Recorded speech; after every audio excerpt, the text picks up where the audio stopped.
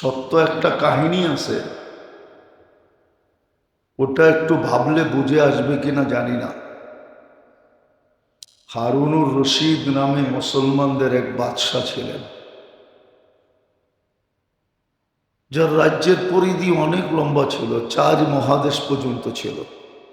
তখন মহাদেশ 4টেই ছিল: এশিয়া, ইউরোপ, আফ্রিকা, রাশিয়া। বাকি মহাদেশগুলো পরে আবিষ্কার হয়েছে। উনি এক কৃতদাসকে খুব ভালোবাসতেন, আয়াজ নাম ছিল, খুব ভালোবাসতেন।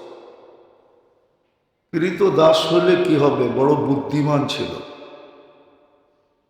আর বুদ্ধিমান হওয়ারও একটা কারণ ছিল, কেউ জানতো না ও আহলে বাইত ছিল, আল্লাহর রসুলের আহাল ছিল। যদিও পরে জানার পরে আজাদ হয়ে গেছিল, আজাদ করে দেওয়া হয়েছিল। তো বাদশাহ আর ওর ঘনিষ্ঠতা মন্ত্রীবর্গদের পছন্দ হইতেছিল না। বাদশাহ পরীক্ষামূলক যে কেন ওর সাথে এত সম্পর্ক, এটা বোঝানোর জন্য মন্ত্রী পরিষদের ভিতরে এলান করছিলেন যে আমি কালকে কিছু জিনিস ছিটায় দিব, যে যেটা নিবে সে সেটার মালিক হয়ে যাবে। যেমন কথা তেমন কাজ। পরের দিন সোনা দানা ছিটায় দিছেন, ভান্ডারের দামি দামি জিনিস। হুকুম হয়েছে যে যেটা ধরবে সে সেটার মালিক।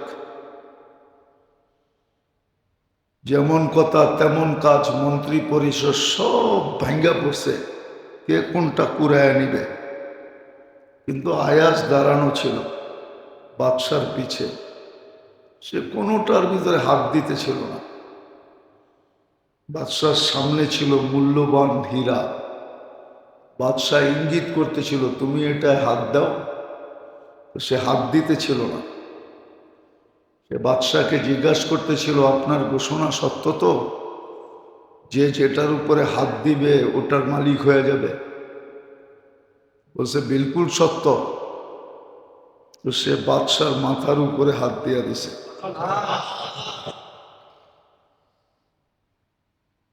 বলছে হীরার মালিক হইলে তো একটা টুকরার মালিক হব, আপনার ঘোষণা যদি সত্য হয়, আমি আপনার মাথার উপরে হাত দিলাম, আমি আজকের থেকে আপনার মালিক, আপনি পুরা 4 মহাদেশের মালিক, 4 মহাদেশও আমার।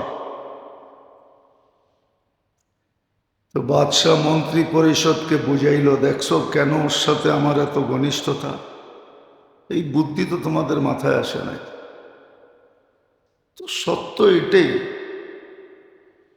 আল্লাহরও ঘোষণা, আল্লাহ পাইলে সব পাবে। আমরা আল্লাহ আমাদেরকে ভালোবাসুক এটা চাই,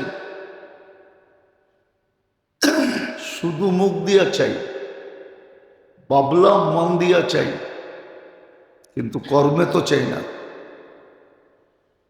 কর্মের মাধ্যমেই তো আল্লাহ আমাকে ভালোবাসবে। কোরআনে ঘোষণা আছে কোন কোন কারণে আল্লাহ মানুষকে ভালোবাসেন। লম্বাও দিছেন, আবার একবারে শর্টও দিছেন। শর্ট দিয়া দিছেন যে আমি তোমাদেরকে ভালোবাসবো। আর আল্লাহ যাকে ভালোবাসে, সত্য এটাই, প্রমাণ এটাই পাওয়া যায়, সমগ্র সৃষ্টি তাকে ভালোবাসতে বাধ্য হয়। কেননা হাদিসের শেষ শব্দ হল ইয়ানজিল্লাহুল কবুল,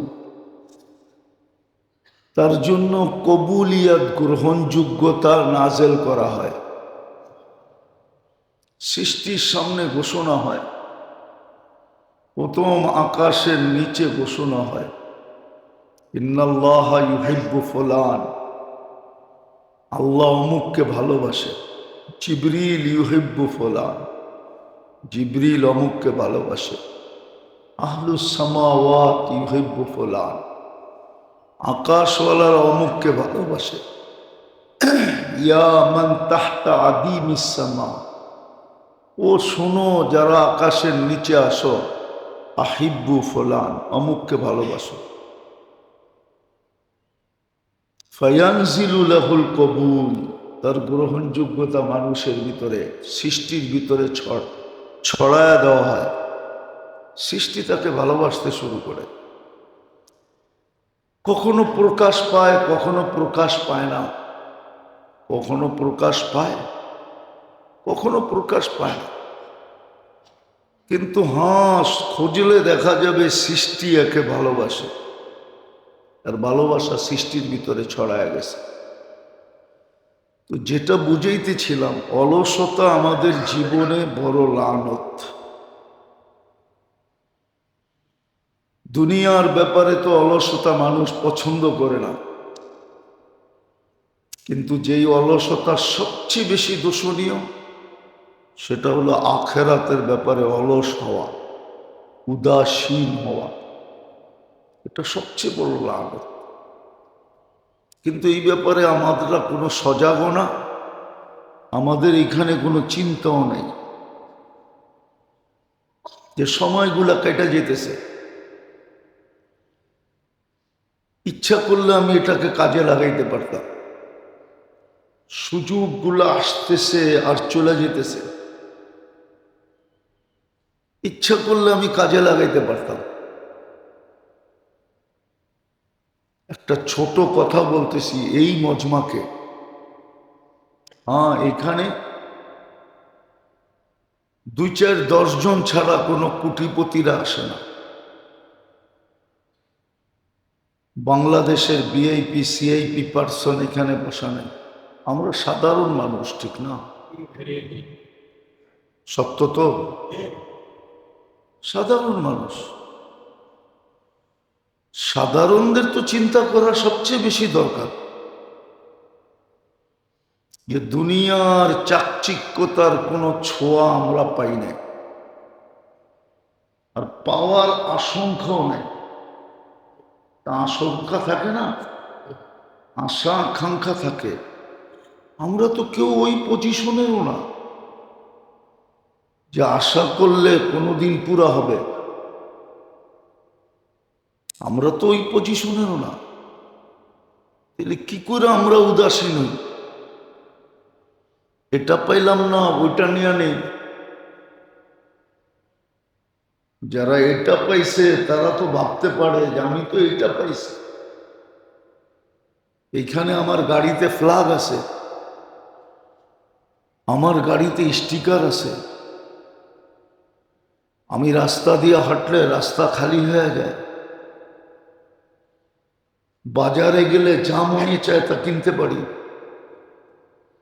খাইতে গেলে যা মনে চায় তা খাইতে পারি। যেই জায়গায় যাইতে মনে চায় যে কোনো মুহূর্তে উড়াল দিতে পারি। মনে হয় আমার শব্দগুলো আপনারা বোঝেন না, কিন্তু আমরা কি পাইলাম? আমরা যখন এটা পাই নাই, তো ওটা পাওয়া তো আমাদের জন্য সহজ করে দিছেন।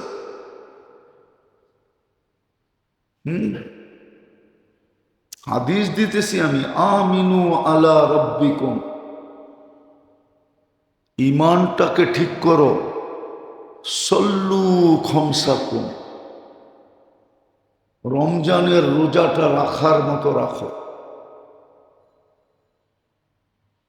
সুমুস সল্লু খমসাকুম, 5 ওয়াক্ত নামাজ পড়ার মতো পড়ো, সময় দিয়া মন লাগায়া পড়ো, সহি শুদ্ধ পড়ো। সুমু শাহরাকুম, রমজানের রোজাটা রাখার মতো রাখো, রমজানটা কাটানের মতো কাটাও। কটা হলো? 3টা।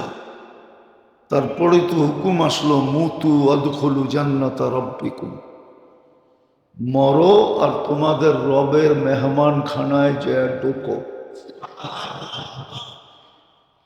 গত জুমায় বুঝাইলাম না? মনে হয় বুঝেই নাই, ঠিক না? জামাই যদি নতুন হয়, নতুন জামাই নতুন শ্বশুর বাড়ি, তখন জামাইয়ের কাম থাকে কি? কি কাম শ্বশুর বাড়িতে? কি খাওয়ন, ঘুমান আর ফুর্তি। কয়টা? খাইব আর কি করব? কি ফুর্তি? দুইজনে মিলা খালি ফুর্তি করব, ঠিক না? এটাই তো। হ্যাঁ, যদিও আওয়াজ বাহিরে যাইতেছে, এটাই তো। নতুন জামাই, নতুন শ্বশুর বাড়ি, কাম কয়টা? খাবে, ঘুমাবে, ফুর্তি করবে। আল্লাহর জান্নাতে দুটা আছে, একটা নাই। জান্নাতে ঘুম নাই, শুধু খাওয়া আর ফুর্তি।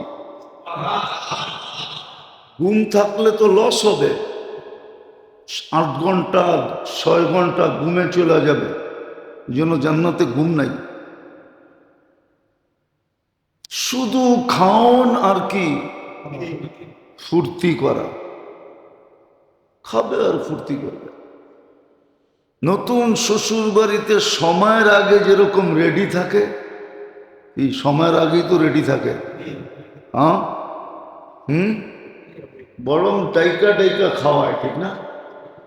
দাদি, নানি, শাশুড়ি,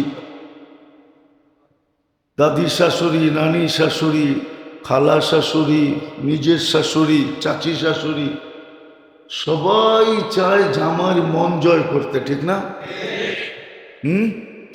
জান্নাতে তো আল্লাহ চাবে বন্দার মন জয় করতে, সব রেডি, চাওয়ার আগে রেডি। এই জন্যই তো আল্লাহ ঘোষণা দিয়েছে, মা তাস্তাহি আনফুসুকুম। মন আর মুখের মধ্যে 1 বিঘা দূরত্ব। এইলো মন, এইলো মুখ। আল্লাহ বলে 1 বিঘা অতিক্রম করতে দিব না। মনে আসবে রেডি,